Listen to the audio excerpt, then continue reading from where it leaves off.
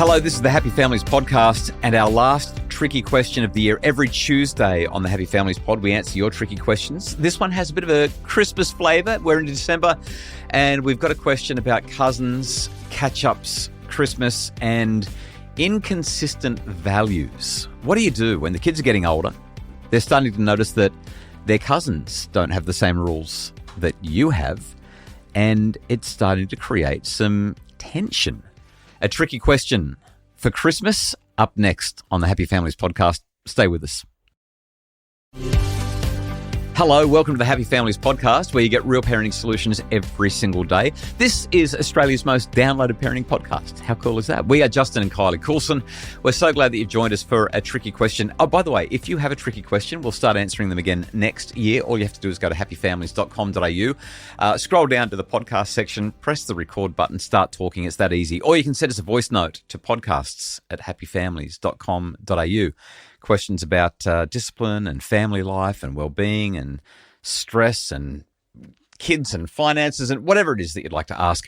We're here for you and we'd love to discuss it with you. Okay, here's today's question. Hi guys, just after some advice on how to handle cousin relationships. Just for context, my daughter, she's 11 years old. She's really close with my sister-in-law's daughter, who is also 11. They've grown up together. They get along really, really well. My sister-in-law's family, they do things very different to the way we parent as a family. They allow no boundaries on devices, screens. Their language is out of control.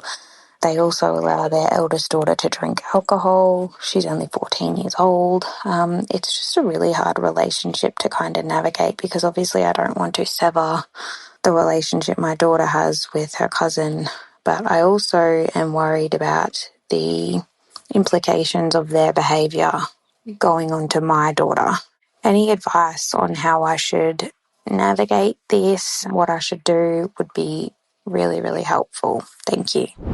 Okay, Kylie, there it is. I've been making notes furiously. I saw you doing that as well. My first thing is just blood, right? It's your blood. You want to be close. You want to be connected. There's something inside us. I don't know whether it's some Darwinian evolutionary thing or whatever it is that makes us want to be close and connected to our kin, to our blood, to those who we're related to. And that's what makes this so tricky, right? We find ourselves in this moral dilemma because if we thought about it kind of, I guess, without the family relationship, without the bloodline. Yeah, take the family filter off it. If it was anybody else and our children wanted to spend time in that environment, in that home, we would just say no. Like it would be an absolute no-brainer. But all of a sudden, because we've got this bloodline, we feel conflicted. Absolutely. And I think it's really important to understand Ashley's not the only one who's experienced this. I would say that most families, whether it's family or a close family friend, we've all dealt with this. This is something that comes up regularly for many homes and many families. But it's really tricky as well because at Christmas you've kind of got this expectation that everyone is going to get together and everyone is going to get along and that we're going to have peace on earth and goodwill toward men, including our cousins and our brothers and our sisters and our parents and our in-laws. But therein lies the key. We have expectations. Right, yeah, the secret to happiness. We actually have expectations of what it looks like, what it should look like, and how we spend our time. And more times than not, like the more people I talk to, I feel like we spend our lives literally tying ourselves in knots trying to please everybody. But it actually creates so much more havoc in our lives. So we've dealt with this in our own family with our children as they've grown up. But I think the thing that is really important to us is that we've not focused so much on the other family. We've focused on what we do in our home. Right. So when our kids have come to us and said they really want to go and spend time with so-and-so, we've kind of had to look at it a little bit more analytically and really kind of dissect whether or not this is something we want our children to be involved in. We've had a much more hands-on approach with those relationships. We've supervised a lot more. We've kind of created experiences on our terms so that the kids still get to spend time with their cousins. This is really important because family relationships matter. They matter deeply. And if we can find ways to have positive interactions with them, this goes a long way to helping our children feel a sense of belonging and security. Actually, you can hear the emotion in Kylie's voice, and that's because our family's experienced this in a lot of directions, and it really does make life tricky. Let me share 3 other ideas that I think might be useful here. The first is forbidden fruit. A good friend of mine, Chris Nemick, did some research at the University of Rochester, probably about 15 years ago now, maybe 20 years ago, finding that when you make a relationship forbidden, whether it's a cousin or a friend, it doesn't really matter. But when you forbid a certain friendship or a certain relationship, the children gravitate towards it. There's something that goes on where they feel compelled. You said I can't, but why not? And now I'm going to go out and embrace this relationship and develop it further and probably be more influenced in that relationship because I don't think that you're acting in my best interests. So it's a really tricky tightrope to walk. If we make this a forbidden fruit situation, our children are likely to resist. Force creates resistance. You've acknowledged we've got 4 adult children now. So we're not having to deal with this as much with them. But in those early years, there was so much concern about other people influencing our children. And now coming up the other end of it, of course, spending time with people who have different values inevitably rubs off a little bit on our children. But the greatest influence, it's us. Yeah. Yeah, it is. It's what happens in our home, and it's how we talk about other people. You talk about the forbidden fruit concept. The idea that I would talk poorly about somebody else because they live differently to me rubs off on my children more than them spending time with other people who do things differently. After the break, 2 more big ideas that can help you to have conversations that will move the needle on this and help give you clarity so that you can know that the kids are okay and that they are going to make decisions that you're going to have confidence in. That's next. If you're enjoying the podcast, please like, share the podcast, leave us a 5-star rating and review. It helps other people to find the pod. More next.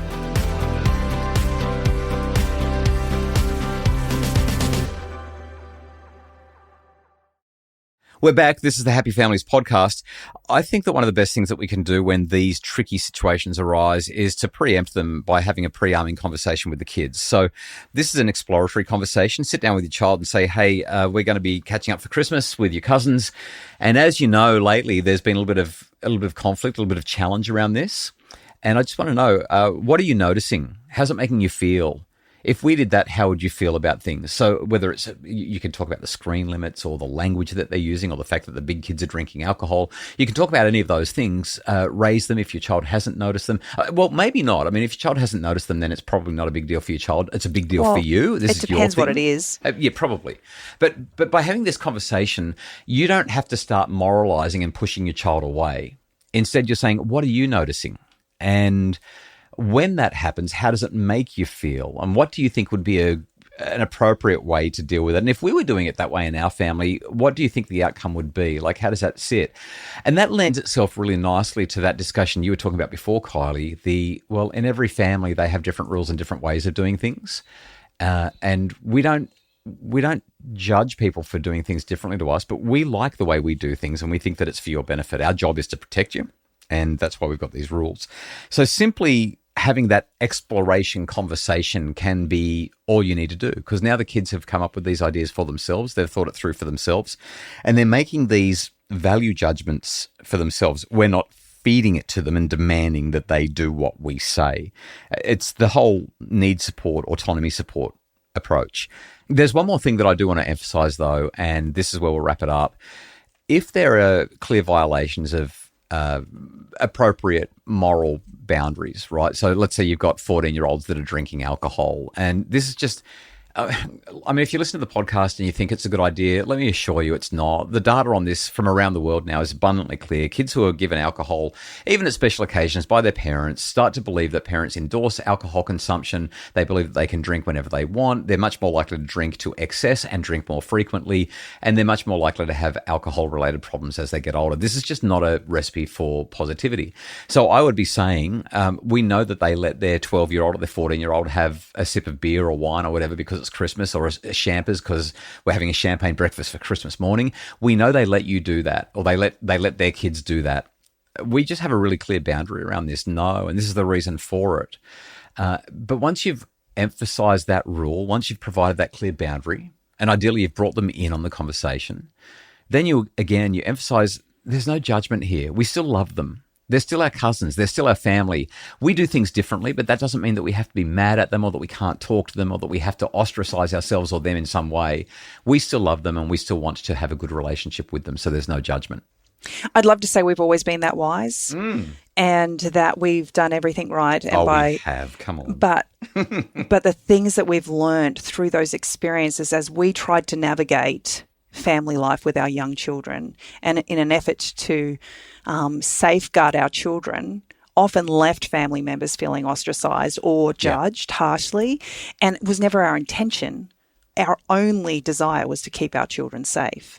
But it's one of my greatest regrets. I know I've interrupted you, but one of my greatest regrets is the one or two times in our lives where I've opened my mouth to try to be helpful, but to try to educate my siblings or your siblings on something. And I've said, I don't know about this, and here's why. And it just doesn't work. Nobody wants to, especially from me maybe, but nobody wants to be told what to do around the Christmas dinner table. Nobody wants to be getting parenting advice or being, this is a thing that just doesn't work. So keep it in-house, talk to the kids, help them to develop their values. Greatest regrets. I'm so glad you raised that. And I just want to emphasize, we're coming at this from a personal experience perspective. Ultimately, we just want to celebrate Christmas with the ones that we love. Yeah. Find ways to do that together and to celebrate with joy. Well, we really hope, Ashley, that's a helpful response for you. Tricky question. Can't wait to get your tricky questions again in the new year. Happyfamilies.com.au. Just go push the button. It's a super simple system. Tell us what's on your mind, and we would love to be as helpful as we possibly can. Otherwise, send us a voice note to podcasts@happyfamilies.com.au. Oh my goodness, it's beginning to feel a lot like Christmas. Tomorrow on the pod, the gift of boredom, slow Christmas down. How do we counter the overscheduled holiday madness, build in some downtime, and create some unstimulating moments during the Christmas break? Can't wait for that one. The Happy Families podcast is produced by Justin Rulon from Bridge Media. Mim Hammonds provides research, admin, and a whole lot of other support. If you would like more information about making your family happier, visit us at happyfamilies.com.au for more.